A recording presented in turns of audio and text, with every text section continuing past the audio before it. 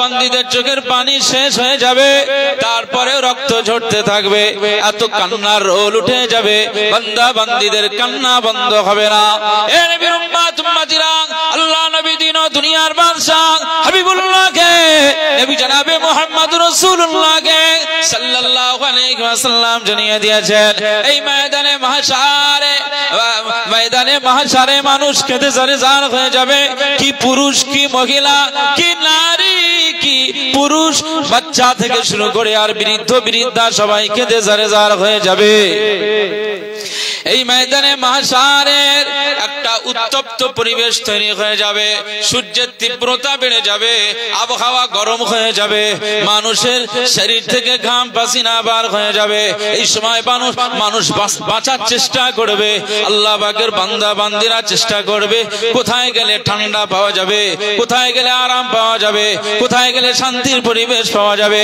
না না না না না, দিন ও দুনিয়ার বাদশা হাবিবুল্লাহকে, নবী জনাবে মুহাম্মদ রাসূলুল্লাহকে সাল্লাল্লাহু আলাইহি ওয়াসাল্লাম পাক জবানে জানিয়ে দিয়েছে, বান্দা বান্দিরা শুধু আরাম খুঁজবে, শান্তি খোঁজ করবে না।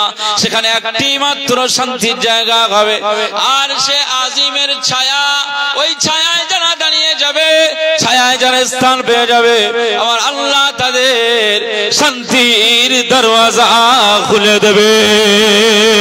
মুসলমানের ছেলেরা, এ নবীর উম্মত উম্মতিরা, খুব খেয়াল করে শুনুন, আল্লাহ নবী দিন ও দুনিয়ার বাদশা হাবিবুল্লাহকে, নবী জনাবে মুহাম্মদুর রাসূলুল্লাহকে সাল্লাল্লাহু আলাইহি ওয়াসাল্লাম জানিয়ে দিয়েছেন, সেই দিনে আরশে আজিমের ছায়া সবাই পাবে না, সেই দিনে আরশে আজিমের ছায়া সবার নসিবে জুটবে না।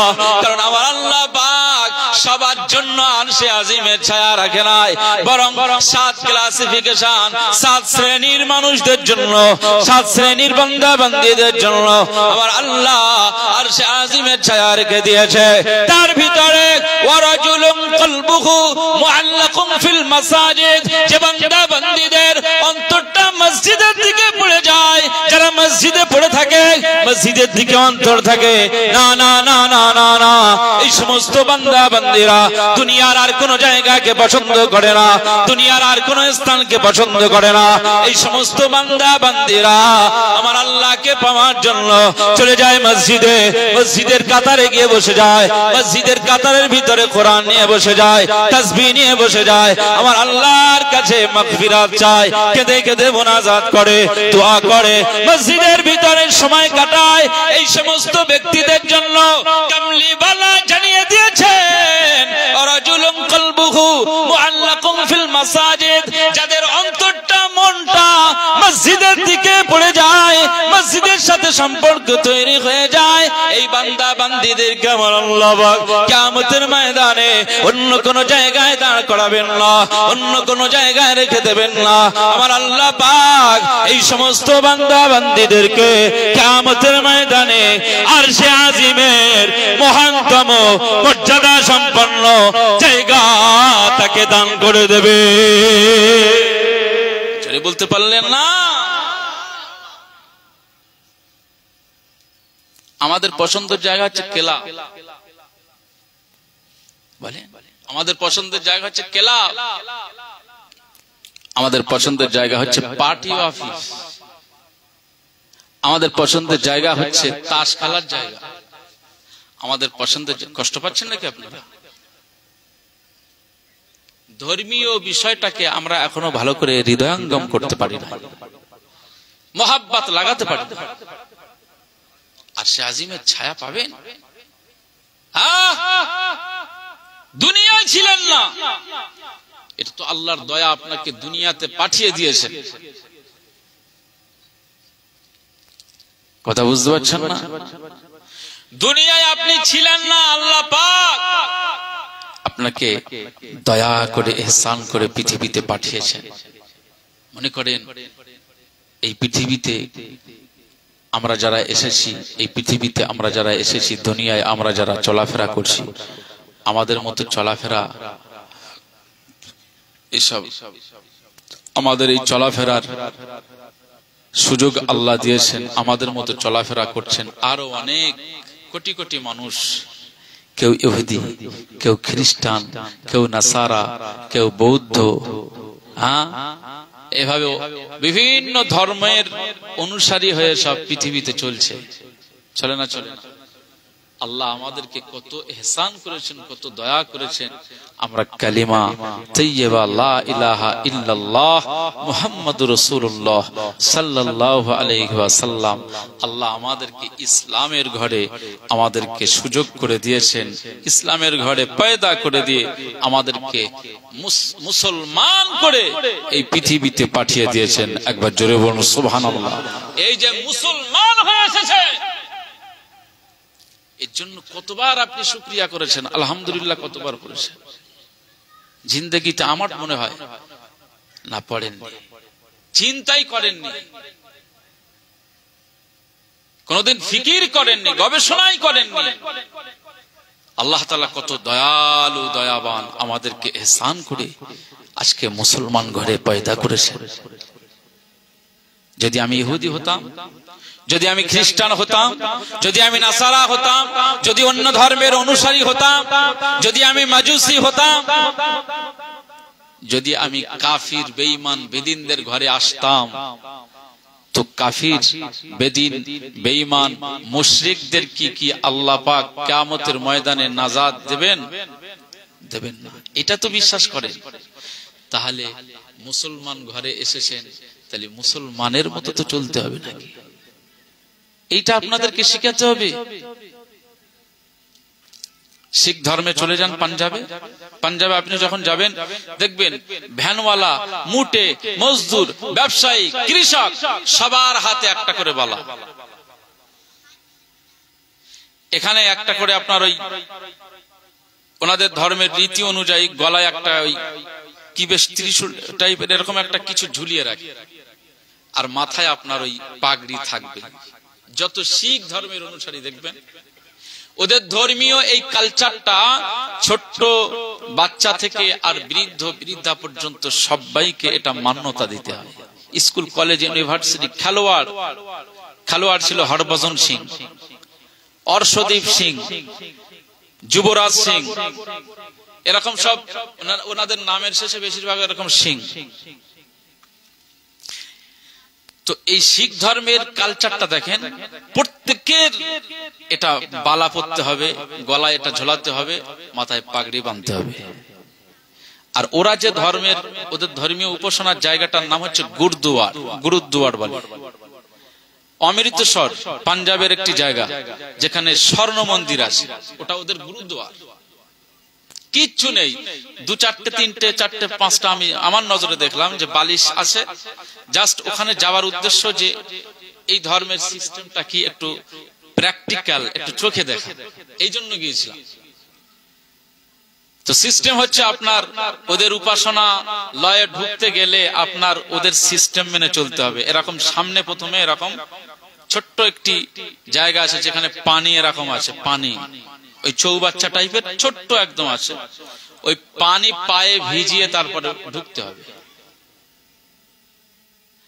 মাথা যদি খালি থাকে ঢুকতে দেবে না, রুমাল টুমাল আপনার জড়িয়ে ওই গুরুদুয়ারে ঢুকতে হবে।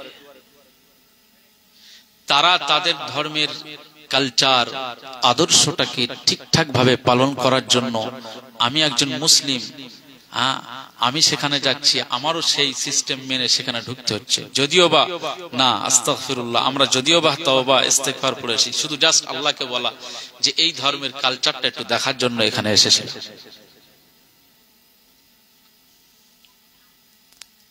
তারা তাদের ধর্মের রীতি নীতি কালচার এইভাবে যদি কঠোরতার সঙ্গে পালন করতে চায়, তো আল্লাহ তাআলা আপনাকে কঠোরতা অবলম্বন করতে বলেছে। উদখুলু ফিস সিলমি কাফা, যদি তুমি মুসলমানের পরিচয় বহন করতে চাও, তুমি ঈমানের দাবি নিয়ে যদি পৃথিবীতে চলতে চাও, আমি আল্লাহ পাক বলছি উদখুলু ফিস সিলমি কাফা, তোমাকে পরিপূর্ণতার সাথে এই ইসলামের ঘরে ঢুকতেই হবে। এই পরিপূর্ণতার সাথে তোমাকে এই ইসলামের আদর্শ মানতেই হবে। পরিপূর্ণ তার সাথে আমার দেওয়া হাবিবের রীতি নীতি পদ্ধতি কালচার। লাকাদ কানা লাকুম ফি রাসূলিল্লাহি উসওয়াতুন হাসানা, আমি তোমাদেরকে আমার হাবিবের আদর্শটাকে দিয়েছি। এই আদর্শটাকে 100% 100% তোমাকে মানতেই হবে। যদি তুমি এইটা মানতে পারো তাহলে আমি আল্লাহ পাক বলছি তবে তোমাকে আমি মুসলমান বলে কবুল করব। একবার জোরে বলুন সুবহানাল্লাহ। সূরা বাকারাতে 2য় পৃষ্ঠা, উলাইকা আলা, যারা কোরআন শরীফ পড়তে পারেন দেখবেন, উলাইকা আলা হুদাম মির রাব্বিহিম ওয়া উলাইকা হুমুল মুফলিহুন ইন্নাল্লাযীনা কাফারু সাওয়াউন আলাইহিম আনযারতাহুম আম লাম তুনযিরহুম লা ইউমিনুন খাতামাল্লাহু আলা কুলুবিহিম ওয়া আলা সামঈহিম ওয়া আলা আবসারিহিম গিশাওয়া ওয়া লাহুম আযাবুন আযীম। এরপরে আল্লাহ বলছেন ওয়ামিনান নাসি মান ইয়াকুলু আমান্না বিল্লাহি ওয়া বিল ইয়াউমিল আখিরি ওয়া মা হুম বিমুমিনিন। আফসোস, এই আয়াতটি পড়লে ভয় লাগে। আল্লাহ পাক বলছেন মিনান নাস, কিছু মানুষ রয়েছে, মান ইয়াকুলু, তারা বলে যে আমান্না বিল্লাহ, আমি আল্লাহর উপর ঈমান আনলাম, ওয়া বিল ইয়াউমিল আখিরি, আমি কিয়ামতের প্রতি, আমরা কিয়ামতের প্রতি বিশ্বাস করলাম, ঈমান আনলাম। এত কিছু বিষয়ের উপরে যখন আমি ঈমানের দাবি করছি, আল্লাহ আমি আপনার উপরে ঈমান আনলাম, আপনার রাসূলের উপরে ঈমান আনলাম, আখিরাতের প্রতি বিশ্বাস করলাম, কবরের জগতের প্রতি বিশ্বাস করলাম, ঈমান আনলাম, আল্লাহ পাক বলছেন ওমা হুম বিমুমিনিন, ওরা যতই দাবি করুক, বিমুমিনিন, তারা মুমিন নয়, ঈমানদার নয়, মুসলমান নয়। আল্লাহ আল্লাহ আমাদেরকে বলছে যারা পূর্ণাঙ্গ ইসলামের ঘরে ঢুকবে না, পূর্ণাঙ্গ প্রবেশ করবে না, তারা যতই দাবি করুক যে আমি ঈমান নিয়ে এসেছি, আমি আল্লাহ বলছি ওমা হুম বিমুমিনিন, তারা ঈমানদার নয়। আপনি করবেন কি? আল্লাহ যদি বলে সার্টিফিকেট দেন যে আপনি ঈমানদার নন, আপনি করবেনটা কি? এই জন্য আমাদের সাবধানতা অবলম্বন করতে হবে। পৃথিবীতে আমাদের ওই আনন্দের জায়গা, তাসের জায়গা, জুয়ার জায়গা, এলাকায় তো গাঁজাখোর ছেয়ে গিয়েছে। এই শীতকালীন সময় আরো বেশি ধোঁয়া উঠতেছে, করবেন কি? এরা বুঝতে চায় না যে আল্লাহ কত ইহসান করেছে, এদেরকে মুসলমান করে দিয়েছে। মুসলমানের ছেলেরা, এ নবীর উম্মত উম্মতিরা, খুব খেয়াল করে শুনুন, আল্লাহ নবী দিন ও দুনিয়ার বাদশা হাবিবুল্লাহ কে, নবী জনাবে মুহাম্মদ রাসূলুল্লাহ কে সাল্লাল্লাহু আলাইহি ওয়াসাল্লাম পাক জবানে জানিয়ে দিয়েছে, পৃথিবীতে যারা না না না ক্লাবকে পছন্দ করে না, পার্টি অফিসকে পছন্দ করে না, তাসের আড্ডাকে পছন্দ করে না, লুডুর জায়গাকে পছন্দ করে না, জুয়ার জায়গাকে পছন্দ করে না, জিনার আড্ডাখানাকে পছন্দ করে না, তাদের অন্তরে যদি মসজিদের জায়গাটা পছন্দনীয় যদি হয়ে যায়, মসজিদকে ভালোবাসে, মসজিদকে মুহাব্বত করে, মসজিদের সাথে সম্পৃক্ত হয়ে যায়, আল্লাহ নবী পাক জবানে জানিয়ে দিয়েছে রাজুলুন কলবুহু মুআল্লাকুন ফিল মাসাজিদ, যারা মসজিদের সাথে হৃদয়টাকে মসজিদের সাথে জড়িয়ে দেয়, কানেকশন করে নেয়, রিলেশন তৈরি করে ফেলে, কিয়ামতের ময়দানে আবার আল্লাহ পাক ওই বান্দা বান্দিটাকে অন্য কোন জায়গায় দাঁড় করিয়ে কষ্ট দেবেন না, বরং ওই বান্দা বান্দিটাকে আবার আল্লাহ শান্তি দেওয়ার জন্য আরশে আজিমের মহানতম জায়গা তাকে দিয়ে দেবে। মুসলমানের ছেলেরা, এ নবীর উম্মত উম্মতিরা, খুব খেয়াল করে শুনুন, ইমাম হাসান, সাইয়্যিদুনা ইমাম হাসান রাদিয়াল্লাহু তাআলা আনহু, আল্লাহ নবীর কলিজার টুকরা নাতি, নবীজির নওয়াসা সাইয়্যিদুনা ইমাম হাসান রাদিয়াল্লাহু তাআলা আনহু, প্রত্যেক দিনের রুটিন ছিল ফজরের নামাজ মসজিদে নববী শরীফে গিয়ে পড়বে। এ নবীর উম্মত উম্মতিরা, খুব খেয়াল করে শুনুন, এখানে অসংখ্য হাজী সাহেবরা রয়েছে, জিজ্ঞেস করুন মসজিদে নববী শরীফটা রহমতি জায়গা, বরকতি জায়গা, ওর ভিতরটা একটা মজা আলাদা আমার আল্লাহ দিয়ে দিয়েছে। এ নবীর উম্মত উম্মতিরা, মদিনার মসজিদ, মসজিদে নববী শরীফের ভিতরে এত রহমত পাওয়া যায়, না ঢুকলে আপনাকে আপনাকে বোঝানো যাবে না। ইমাম হাসান রাদিয়াল্লাহু তাআলা আনহু মদিনার মসজিদে নববী শরীফে প্রত্যেক দিনে ফজরের নামাজে চলে যেতেন। ফজরের নামাজের বহু আগে তিনি মসজিদে নববী শরীফে ঢুকে পড়তেন। মসজিদে নববী শরীফে গিয়ে ফজরের নামাজটা জামাতের সঙ্গে আদায় করতেন। জামাত আদা হয়ে গেলে জামাতের পরে ইমাম হাসান রাদিয়াল্লাহু তাআলা আনহু তিনি ওই জায়গা ছেড়ে আসতেন না, যে জায়গায় নামাজ পড়ে নিতেন ওই জায়গায় বসে যেতেন, মাথা হেট করে দিয়ে তাসবিহ দানা নিয়ে আল্লাহ আল্লাহ আল্লাহ আল্লাহ জিকিরে মশগুল হয়ে যেতেন। লা ইলাহা ইল্লাল্লাহ লা ইলাহা ইল্লাল্লাহ পড়তেন। এভাবে সূর্য উদয় হওয়া পর্যন্ত ইমাম হাসান রাদিয়াল্লাহু তাআলা আনহু আমার আল্লাহ পাকের জিকিরে মশগুল হয়ে যেত। যখন সূর্য উদয় হয়ে যেত ইমাম হাসান রাদিয়াল্লাহু আনহু মসজিদটাকে ছেড়ে দিয়ে এবার তার নানি জান আম্মা জান আয়েশা সিদ্দিকা রাদিয়াল্লাহু তাআলা আনহা তিনি যে হুজরাতে থাকতেন, ইমাম হাসান কি করতেন, প্রত্যেক দিনে নানা জানকে সালাম জানিয়ে দিয়ে নানি জান আম্মা জান আয়েশা হুজুরের সাথে সাক্ষাৎ করতেন। নানি জানকে সালাম দিতেন, সালাম জানিয়ে বলতেন, নানি জান কি খাওয়া দাওয়া হয়েছে, কি প্রয়োজন আছে, ও নানি জান হাসানকে বলো, এই হাসান তোমার সবকিছু জোগাড় করে দেবে। নানি জান হাসানের প্রতি খুশি হয়ে যেত, নানি জান হাসানের প্রতি খুশি হয়ে যেত।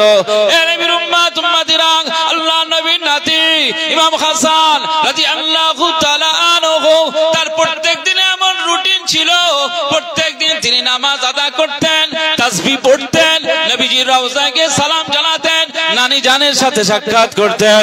এটা তার রুটিন ছিল। তারপরে দুনিয়াবি কাজগুলো করে নিতেন, তারপরে বাড়িতে ফিরতেন। এ নবীর উম্মত উম্মতিরা, আদর্শ তাদেরকে দেখে আদর্শ শিক্ষা করুন, আদর্শে ফলো করে নেন, জীবনে বাস্তবায়ন করুন। যদি আপনি জীবনে বাস্তবায়ন করতে পারেন, আমালে জিন্দেগিতে যদি জারি করতে পারেন, তো কিয়ামতের ময়দানে আপনিও আপনার হাবিবের নওয়াজা হাসানের সঙ্গী হয়ে যাবে। জোরে বলতে পারলেন না? আমি কোরআনের একটি আয়াতে কারিমা পেশ করেছিলাম সূরা বানী ইসরাঈল, যেখানে আল্লাহ পাক বললেন ওয়াকাদা রাব্বুকা আল্লা তা'বুদু ইল্লা ইয়াহু ওয়া বিল ওয়ালিদাইনি ইহসানা। এই আলোচনাটা এই জায়গায় কেন নিয়ে এসেছি, যে আল্লাহ পাক বললেন কাদা রাব্বুকা আল্লা তা'বুদু ইল্লা ইয়াহু ওয়া বিল ওয়ালিদাইনি ইহসানা। তোমরা তোমাদের আল্লাহর ইবাদত বندگی করো, কমপ্লিট করো, সম্পূর্ণ করো। আল্লাহর ইবাদত বندگی কমপ্লিট করবার পরে এরপরে কাজ হচ্ছে ওয়াবিল ওয়ালিদাইনি ইহসানা। এরপরে কাজ হচ্ছে কি, তোমার আব্বা মা যারা রয়েছেন ঘরে, ইহসানা তাদেরকে খোঁজ করো, তাদের দয়া প্রবশ হও। তোমরা তোমাদের আব্বা মায়ের খোঁজ তালাশ করো, কি হালাতে তাদের চলছে। মায়ের কাছে চলে যাও, আব্বা জানের কাছে চলে যাও, আব্বাকে জিজ্ঞেস করো কোনো কিছু প্রয়োজন আছে কিনা। এগুলো করো। আমার ইবাদত বندگی করবার পরে এই আব্বা মায়ের আনুগত্য যদি তুমি করতে পারো, খোঁজ নিতে পারো, আব্বা মায়ের প্রয়োজন যদি তুমি মেটাতে পারো, তো আল্লাহ বলছেন যে তোমার এই আব্বা মায়ের এই প্রয়োজন মেটানো, খোঁজ নেওয়াটাও আমি আল্লাহ ইবাদত বলে কবুল করে নেব। একবার জোরে বলুন সুবহানাল্লাহ। ইমাম হাসান রাদিয়াল্লাহু তাআলা আনহু তিনি নানা জানকে আর পায় না, তো নানা জানের বিবি সাহেবা তার কি হতেন, নানি হতেন। ধরুন আমার মা নেই, মা কবরে চলে গিয়েছে, মায়ের পরে স্থান হচ্ছে, দরজা হচ্ছে কার, খালাম্মা। খালাম্মাকে সেবা যত্ন করলে মায়ের দরজা পাওয়া যাবে। জোরে বলুন সুবহানাল্লাহ। ইমাম হাসান রাদিয়াল্লাহু তাআলা আনহু আল্লাহ পাকের এই ফজরের নামাজ আদা করে খোঁজ নিতে চলে যেতেন নানি জানের কাছে। নানি জানের খোঁজ নিতেন, কারণ তারা জানতেন যে এই নানি জানকে খোঁজ নেওয়াটা, নানি জানের দেখা, নানি জানের সাথে সালাম নেওয়া, নানি জানের সাথে কথাবার্তা বলা, এটাও ইবাদত। কি জোরে বলেন, এটা ইবাদত। তারা জানতেন, এই জন্য এটা করতেন। আর আমরা এখন কি করি জানেন? আব্বার কাছে যাই না, যদি কিছু চেয়ে বসে। মায়ের কাছে যায় না, যদি কোনো আবদার করে বসে, যে কচি তোর ওই বোনটার জন্য একটা কিছু যদি বলে ফেলে, দরকার নেই, মায়ের কাছেও যাওয়ার দরকার নেই, আব্বার কাছেও যাওয়ার দরকার নেই। এখনকার আমাদের সিস্টেম হয়ে গেছে এরকম। আব্বা মা বড় নিয়ামতের। আজকে এই ইসালে সওয়াব আব্বাজানের জন্য। কবর জগৎটা কি হালাতে তাদের জিন্দেগি চলছে সেটা তারা জানেন, আমরা জানি না। কিন্তু তাদেরকে সেফটি রাখবার জন্য, শান্তি রাখবার জন্য এই আমাদের পরিবেশটা, এই জন্য আল্লাহ যদি খুশি হন তো আজকের এই মাহফিলটা তাদের নাজাতের ওসিলা বানাবে। কথা বুঝতে পারছেন? নিয়াত যদি ভালো থাকে তাহলে হবে, নিয়াত গোলমাল হলে গন্ডগোল। ভালো নিয়াত হতে হবে। বনি ইসরাইল কওমের তিনজন যুবক বন্ধু, তিনজন বন্ধু একটা সফরে বের হলেন। তো একটা সফরে যখন বের হলেন, তিনজন যাচ্ছেন, গল্প গুজব করতে করতে রওনা দিলেন। অনেকটা পথ অতিক্রম করবার পরে এই তিনজন বন্ধু এমন একটি জায়গায় পৌঁছে গিয়েছেন, রাত হয়ে গেল। রাত হয়ে গিয়েছে। এই রাত হয়ে যাওয়ার পরে এমন একটি পর্যায়ে এসে গিয়েছে, হঠাৎ আকাশ থেকে বৃষ্টি নাজিল হচ্ছে। এখন জায়গা নেই, কোন জায়গায় যে আশ্রয় নেবে এই জায়গা তারা খুঁজে পাচ্ছে না। এই তিনজন বন্ধু কোথায় থাকবে, কোথায় আশ্রয় নেবে? রাত হয়ে গেছে, আবার বৃষ্টি। এর থেকে বাঁচবার জন্য এই তিনজন বন্ধু কি করলেন? এই তিনজন বন্ধু একটি গুহা, পর্বতের গুহায় চলে গেলেন। একটি গুহা সন্ধান মিলে গেল। সেখানে গিয়ে বৃষ্টি থেকে বাঁচার জন্য এবং রাত্রি যাপনের জন্য ওরা গুহাটাকে বেছে নিয়েছেন। এখন তিনজন বন্ধু যখন ওই গুহাতে ঢুকে পড়েছেন, তিনজন বন্ধু যখন গুহাতে ঢুকে পড়েছেন, আল্লাহ পাকের কি কুদরত! আল্লাহ মাঝে মধ্যে আমাদেরকে এমন পরীক্ষায় ফেলে, দেখি আমার বান্দারা কি করে। এই জন্য আল্লাহ পাক বললেন, যখনই তোমরা বিপদে পড়ো, ফাসবির, সবর করো, সবরান জামিলা। সবরের মাত্রাটা আল্লাহ পাক বলেছেন যে সবর করো, ব্যাস। কিন্তু এখানে আরো বলেছেন যে সবরান জামিলা, যে সবরের কোয়ালিটিটা অনেক উচ্চাঙ্গের, উত্তম সবর, সুন্দর, জামিলা, যে সবরের মধ্যে সৌন্দর্য রয়েছে, যে ধৈর্যের ভিতরে অনেক পাওয়ার রয়েছে, এমন সবর করো, এমন ধৈর্য ধরো। তো বিপদ আপদ আল্লাহর পক্ষ থেকে মাঝে মধ্যে পরীক্ষা হয়ে আসে। তো তিনজন যুবকেরও পরীক্ষা একটা আল্লাহ পাক করে দিয়েছে। তারা যখন গুহার ভিতরে ঢুকে গিয়েছেন, গুহার ভিতরে ঢুকবার পরে পরেই ঠিক গুহার উপর একটা বড় প্রস্তর খণ্ড, মানে পাথরের চাং ছিল। ও গড়িয়ে গড়িয়ে গড়িয়ে এসে গুহার মুখটা বন্ধ করে দিয়েছে। এখন এই গুহার ভিতরের জায়গা কিন্তু খুব বড় থাকে না, খুব সংকীর্ণ ছোট জায়গা থাকে। যারা গুহা দেখেছেন তারাই বুঝতে পারবে, গুহার জায়গা বড় বেশি থাকে না। তিনজন গুহার মধ্যে পাথর আটকে গিয়েছে। একে রাতের অন্ধকার ছিল, আবার বৃষ্টিপাত, আবার পাথরখানা এসে যখন ওই গুহাটা আটকে দিয়েছে, তখন তারা আরো অন্ধকারে পড়ে গিয়েছে। এখন সকাল হয়ে গিয়েছে, তাদের সেটাও আসে না যে সকাল হয়েছে কিনা, কারণ অন্ধকার।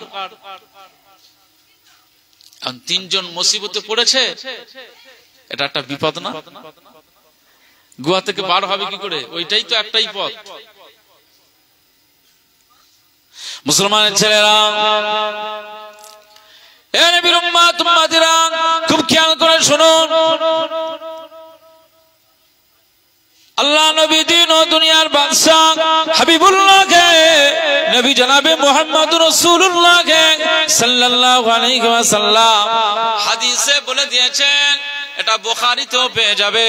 আল্লাহ নবী পাক জামানে জানিয়ে দিয়েছেন, তিনজন বন্ধু যখন গুহার ভিতরে আর পাথরখানা যখন এসে গুহার মুখটা আটকে দিয়ে দেয়, তিনজন বন্ধু বড় বিপদে পড়ে যায়। আর বার হওয়ার কোনো অবকাশ নাই, বার হওয়ার কোনো সুযোগ নাই। তিনজন বন্ধু গুহার ভিতরে পড়ে রয়েছে। আর তিনজন বন্ধু বড় পেরেশানিতে পড়ে গেল। তিনজন বন্ধু চাওয়াচাওয়ি করে, কৌশল অবলম্বন করে, কিভাবে এখান থেকে বার হওয়া যায়, এভাবে এখান থেকে বার হওয়া যায়, কিভাবে রিলিজ পাওয়া যায়। তিনজন বন্ধু আলোচনা করে কি হবে উপায়, এখন বাঁচার উপায়টা কি, না যদি আমরা এখান থেকে না বের হতে পারি তিনজন আর বাড়ি ফিরতে পারবো না। আবার আল্লাহ পাক হয়তো আমাদের তিনজনকে এই জায়গায় মৃত্যু দিয়ে দিতে পারে। ভয় আতঙ্কে তারা কেঁদে জারে জার হয়ে যায়, কেঁদে জারে জার হয়ে যায়। তাদের ভিতর থেকে আলোচনা হলো, কি আলোচনা, না না না তিনজন বন্ধু কনফারেন্স করলো, এই পৃথিবীর জমিনে আমরা যখন ছিলাম, আমরা হায়াতে থাকা অবস্থায় পৃথিবীতে আমরা সারা জীবন যে গুনাহ করেছি তা নয়, আমাদের দ্বারাই নিশ্চয় একটা না একটা ভালো কাজ হয়েছে, একটা না একটা ভালো কাজ হয়েছে। আমরা তিনজন বন্ধু লে চল আল্লাহকে বলি, আজ আমরা গুহার ভিতর থেকে যদি আল্লাহকে বলি, নিশ্চয় আমাদের আল্লাহ এখান থেকে আমাদেরকে নাজাত দিয়ে দেবে। ভালো কাজের নিয়ত কর, ভালো কাজের জন্য আল্লাহকে বল। পৃথিবীতে কোন কাজ আমাদের দ্বারা ভালো কাজ হয়েছে মনে কর, মনে মনে কর, স্মরণ কর। সেই স্মরণ করা আমলটাকে আল্লাহর দরবারে তুলে ধর।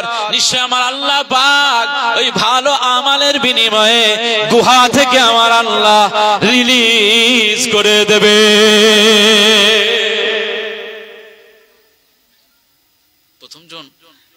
প্রথমজন বলছেন যে হ্যাঁ, পৃথিবীতে আমি যা করেছি গুনার কাজ, কিন্তু একটা ভালো কাজ আছে, একটা ভালো কাজ আছে। কি ভালো কাজ? পৃথিবীতে আমি আমার আব্বা মাকে সবচাইতে বেশি ভালোবাসতাম। একবার জোরে বলুন সুবহানাল্লাহ। তখনকার প্রধান খাদ্য, আমাদের যেমন প্রধান খাদ্য, পশ্চিম বাংলার জন্য প্রধান খাদ্য হচ্ছে ভাত ডাল। বিহারে, ইউপিতে এই সমস্ত জায়গায় প্রধান খাদ্য হচ্ছে ডাল, রুটি, সবজি। গলার আওয়াজটা দেখো মুসলমান। তো তখনকার সময়ে প্রধান খাদ্য ছিল তাদের বকরির দুধ। এই বকরির দুধ তাদের প্রধান খাদ্য। এখন এই তিনজন যুবকের মধ্যে একজন বলছে যে আমার আব্বা মাকে আমি এত ভালোবাসতাম, প্রত্যেকদিন সন্ধ্যাবেলা আমি কাজ সেরে এসে, বাইরে থেকে কাজ কাম করে এসে বাড়িতে যখন ফিরতাম, তো আমি ওই ছাগলের থেকে, আমরা ওই বকরির থেকে দুধ দহন করে আমি ওই দুধের গ্লাস, দুধের পাত্রটা নিয়ে আমি আগে চলে যেতাম আমার আব্বা মায়ের কাছে। আহা, আমার আব্বা মা জয়ীফ হয়ে গিয়েছিল, দুর্বল হয়ে গিয়েছিল, ঠিকঠাক ভাবে চলাফেরা করতে পারতো না। তো আমি আমার আব্বা মায়ের কাছে নিয়ে যেতাম। ওই মাঠ থেকে দুধ বার হওয়া, এটা ঠান্ডা না গরম? গরম। ওই গরম দুধ আব্বা মাকে খাওয়াতাম, পান করাতাম। আব্বা মা পান করে খেয়ে খুব খুশি হতেন। একবার জোরে বলুন সুবহানাল্লাহ। একদিন আমি জঙ্গলে কাঠ কাটতে গিয়েছিলাম, জঙ্গলে বেরিয়ে গিয়েছিলাম, আর সেদিনে আসতে দেরি হয়েদেরকে এই ঘটনার ভিতর দিয়ে শুধু আদর্শ শেখাচ্ছেন। আর আমার সারাদিনের ওই বাচ্চাগুলো না খেয়ে থাকা ক্ষুধার্ত বাচ্চাগুলো আমার পায়ের কাছে এসে কাঁদে, আব্বু দুধ দাও, দুধ পান করবো।